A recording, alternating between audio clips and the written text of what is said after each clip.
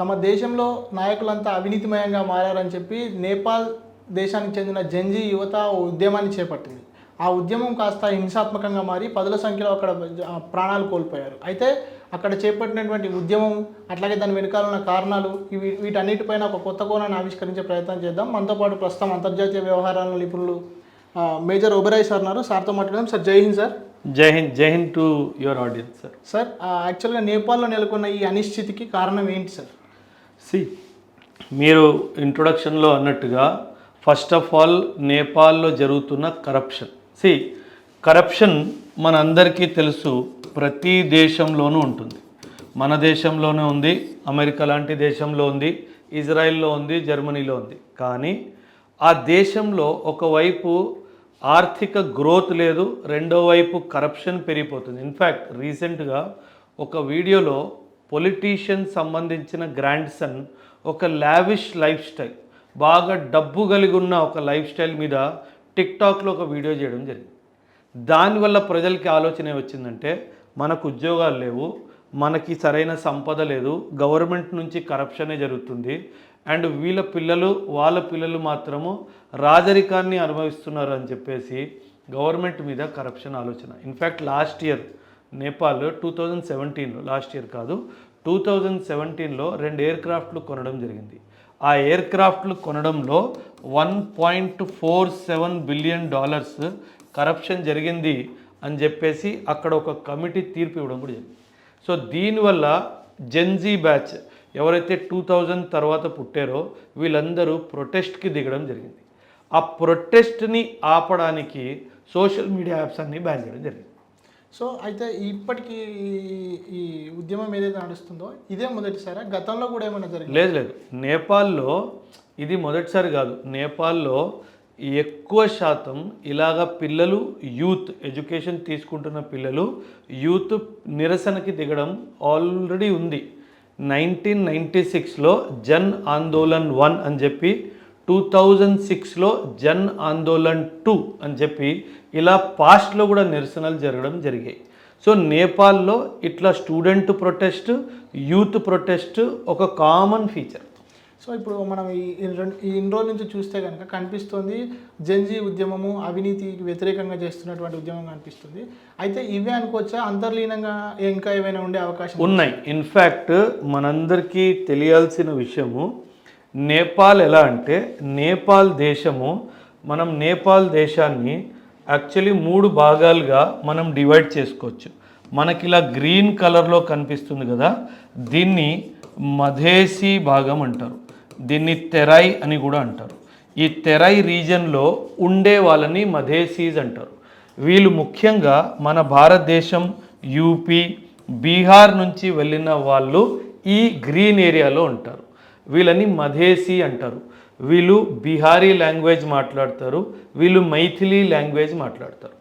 అది కాకుండా ఇలా ఎల్లో అండ్ ఇలా రెడ్ కలర్లో ఉన్న దాంట్లో నేపాలీస్ పాపులేషన్స్ ఉంటారు. ఇన్ఫ్యాక్ట్ ఒక అంచనా ప్రకారంగా ఇది మౌంటైన్ ఏరియా అన్నమాట, ఇది హిల్ ఏరియా అన్నమాట. దీన్ని హిల్ ఏరియా అంటారు, ఇది మౌంటైన్ ఏరియా.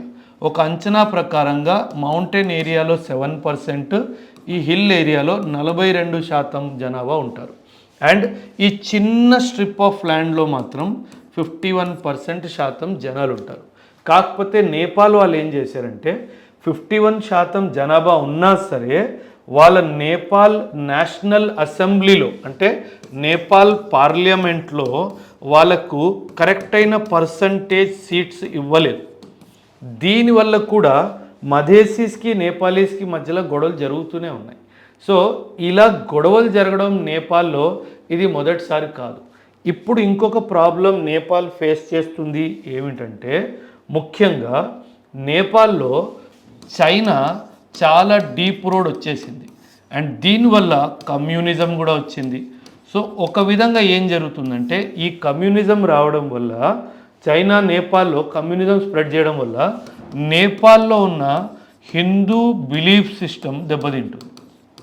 ఎందుకంటే communism atheist form of governance.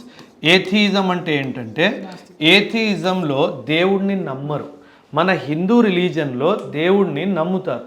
So ఇలా చైనా డీప్ రూట్స్ రావడం వల్ల ప్రజలకు ఏమనిపిస్తుందంటే నా మతాన్ని నా మత మార్పు చేయడానికి ఒక ప్రయత్నం జరుగుతుంది. అందుకే మీరు నాతో వీడియో స్టార్ట్ అయ్యే ముందు ఒక మాట అన్నారు, కమ్యూనిస్టు ఫ్లాగ్ని కాల్చేశారు. ఎందుకు కాల్చేశారంటే ఇది కోపం, యాంగర్. నా మతాన్ని నువ్వు తీసుకుంటున్నావు, నాకు దేవుడు లేడు అనే ఆలోచన నా బుర్రలో వేస్తున్నావు, దానికి కూడా ఇది. సో ఇప్పుడు మళ్ళీ ఈ నేషనల్ వాళ్ళ జాతీయ లోపల కాకుండా బయట చూస్తే ఏదైతే జియో పాలిటిక్స్లో చూస్తే కనుక ఈ చైనా అమెరికా ఉంది సార్. అమెరికా ఇదివరకు అక్కడ నేపాల్లో ఎంఎస్ఎన్ఎస్ అనే ఒక ప్రాజెక్ట్ కూడా స్టార్ట్ చేసింది.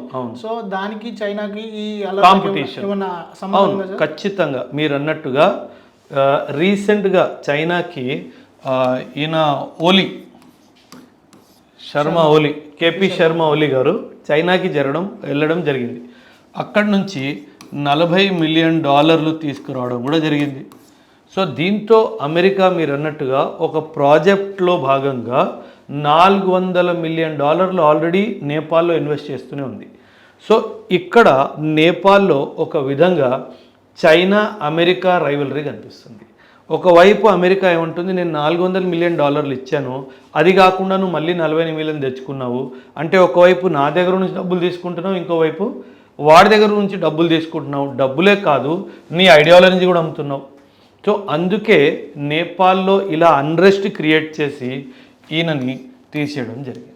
అది దాని వెనుక ముఖ్యమైన కారణం. సో అయితే ఇప్పుడు అమెరికా క్యాపిటలిజము, చైనా కమ్యూనిజము, ఈ రెండింటి మధ్యలో నేపాల్లో ఉన్నటువంటి జాతీయ ఆస్తి ఏదైతే వాళ్ళకు గొడవలు జరుగుతున్నాయి, అల్లర్లు జరిగినప్పుడు జాతీయ ఆస్తి ఏదైతే పార్లమెంట్ లాంటివి ఉన్నాయో వాటిని ధ్వంసం చేయడము, దహనం చేయడం వల్ల వాళ్ళకి కలిగే లాభాలు ఏంటి, అది ఎట్లా చూడొచ్చు? జాతీయ ఆస్తి పార్లమెంట్ అనేది బికాజ్ నేపాల్ 2006, 2008 నుంచి ఒక డెమోక్రాటిక్ కంట్రీ. ఒక డెమోక్రాటిక్ కంట్రీలో ఆ దేశం యొక్క పార్లమెంట్ని గుడిలాగా చూస్తారు. ఆ parliament is a temple in democracy. వాళ్ళు ఇలా కోపంలో పార్లమెంట్నే కాల్చేస్తే మాకు డెమోక్రసీ కూడా వద్దు అన్నట్టుగా ఒక సందేహం వస్తుంది అందరికీ. సో ఖచ్చితంగా కోపంలో సహజం, తప్పేం లేదు. కానీ మీరు చాలా కష్టపడి కట్టుకున్న ప్రజలకు సంబంధించిన ఆస్తులు, ప్రెసిడెన్షియల్ ప్యాలెస్ కానీ, ప్రైమ్ మినిస్టర్ రెసిడెన్స్ కానీ, పార్లమెంట్ బిల్డింగ్ కానీ, వీటిని మీరే కాల్చుకుంటే మళ్ళీ రేపు దాన్ని కట్టడానికి వచ్చే ఖర్చు మళ్ళీ డబ్బుల కోసం ఎక్కడికి వెళ్తాం? సో మీరు నిరసన చేయడంలో తప్పు లేదు, కానీ వైలెన్స్లో కానీ అండ్ ఇలాగా పార్లమెంట్ బిల్డింగ్లు కాల్చేసుకోవడానికి మాత్రం చేస్తే దానివల్ల లాభం ఎవరికి అయితే లేదు. సో ఇప్పుడు మన భారత్కి నేపాల్కి చూస్తే రోటీ బేటీకి రాస్తా అనేది గతం నుంచి ఉంది. సో ప్రస్తుతం మన భారత్ ఎటువంటి వైఖరి అనుసరిస్తుంది సార్ ఈ విషయంలో? ఖచ్చితంగా భారత్ ఏదైనా దేశం దీన్ని కంట్రోల్ చేయగలదు అంటే మన భారతదేశమే. సో ఖచ్చితంగా అంటే నాకు తెలిసినంత వరకు డిప్లొమాటిక్ టాక్స్ స్టార్ట్ అయిపోయి ఉంటాయి. వాళ్ళు ఇప్పటి వరకు అయితే మిలిటరీ అసిస్టెన్స్ అడిగినట్టుగా అయితే ఇన్ఫర్మేషన్ లేదు. ఒకవేళ అడిగినట్టయితే మాత్రం ఖచ్చితంగా మనం ప్రొవైడ్ చేయాలి. ఎందుకంటే at the end of the day మనం 1950 నుంచి ఇప్పటి వరకు చాలా విధాలుగా నేపాల్ని ఆదుకుంటూనే వస్తూనే ఉన్నాము. ఆర్థికంగా కానీ, సామాజికంగా కానీ. మీరు రోటీ బేటీ కార్ ఇస్తున్నారు. రోటీ అంటే ఉద్యోగం. Any Nepalese citizen can apply for any government job in India also. And Beti car ఇస్తా చాలా మటుకు ఆ మధేసీస్కి, నేపాలీస్ సిటిజన్స్కి పెళ్ళిళ్ళు జరగడము ఇది సహజం. ఒక డీప్ బాండింగ్ ఉంది కాబట్టి ఈ బాండింగ్ని బ్రేక్ చేసుకోకుండా ఖచ్చితంగా నేపాల్ని మనం కాపాడాలి. ఈ నేపాల్కి సంబంధించి ఈ ఉద్యమంకి సంబంధిస్తే ఇది ఎప్పటి వరకు ఏ ఎక్స్టెంట్ వరకు వెళ్ళే అవకాశం ఉంది, ఎక్కడ ఆగిపోవచ్చు సార్ మీ అంచనా ప్రకారం? అంటే ఒక టైం ఫ్రేమ్ చెప్పడానికి వీల్లేదు. బట్ నేను అనుకోవడం మేబీ ఒక 2-3 డేస్లో ఖచ్చితంగా వాళ్ళ గవర్నమెంట్ అయినా కంట్రోల్ చేయాలా, లేదా మనల్ని ఏమైనా హెల్ప్ అడిగితే మనకి ఎస్ఎస్బి ఉంది, సశస్త్ర సీమా బల్ అని చెప్పేసి ఇండియా నేపాల్ బార్డర్ని గార్డ్ చేసే ఫోర్స్ అనమాట. మేబీ మనం ఎస్ఎస్బిని పంపించవచ్చు, లేదా మన బార్డర్ గార్డ్ ఫోర్స్ని ఏదైనా పంపించవచ్చు. అది బిఎస్ఎఫ్ అవ్వచ్చు, అది సిఆర్పిఎఫ్ అవ్వచ్చు, అది సిఐఎస్ఎఫ్ అవ్వచ్చు. మేబీ 2-3 బటాలియన్లు పంపించి మనం కంట్రోల్ చేసే కెపాసిటీ ఇండియాకి అయితే ఖచ్చితంగా ఉంది. కానీ ఒకటి వాళ్ళు అడుగుతారా, వాళ్ళు అడిగితే మనం పంపిస్తామా అన్నది ఇది మన ప్రభుత్వం తీసుకునే నిర్ణయం కాబట్టి దాని మీద మనకు ఎటువంటి మనం ప్రభుత్వానికి మనం సపోర్ట్ ఇచ్చుకోవడం. సార్ చివరి ప్రశ్న, చాలా ముఖ్యమైన ప్రశ్న. గత 3 ఏళ్ల నుంచి చూస్తే 2021-22 నుంచి ఇప్పటి వరకు చూస్తే మన భారత్ చుట్టుపక్కల ఉన్న దేశాలు శ్రీలంక కానీ అటు మయన్మార్ బంగ్లాదేశ్ కానీ అట్లాగే ఇటు పాకిస్తాన్లో కొంత అనిశ్చిత దీంతో సంబంధం లేకుండా కూడా అట్లాగే ఇప్పుడు నేపాల్ ఇవన్నిటిని చూస్తే ఎందుకు సార్ అక్కడ అంటే రాజ్యాధికారాన్ని కూల్చేసే ప్రయత్నాలు జరుగుతున్నాయి, దానివల్ల భారత్కి ఏమైనా ముప్పు ఉందా? ముప్పు అని కాదు, కాకపోతే ఈ స్టేట్స్లో ఈ కంట్రీస్లో డెమోక్రసీకి బలం ప్రొవైడ్ చేస్తుంది మనమే. సో ఇక్కడ డెమోక్రసీని అంతా డిస్టర్బ్ చేసి వీళ్ళు ఒక మెసేజ్ ఏమి ఇవ్వాలనుకుంటున్నారంటే Indian model of democracy is not good. అందుకే శ్రీలంకలో కానీ మాల్దీవ్స్లో కానీ బంగ్లాదేశ్లో కానీ మయన్మార్లో కానీ ఇప్పుడు నేపాల్లో కానీ ఎందుకు రాజ్యాంగం పరంగానే ఎందుకు అడ్డంకులు వస్తున్నాయంటే అమెరికా కానీ వేరే దేశాలు వెస్ట్ దేశాలు కానీ Indian model of democracy is not correct model అని చెప్పి ఒక మెసేజ్ ఇవ్వడానికి ట్రై చేస్తున్నాయి. అండ్ ఖచ్చితంగా ఫ్యూచర్లో ఇలా యూత్ ఎడ్యుకేషన్ మన మీద కూడా తోసే అవకాశం.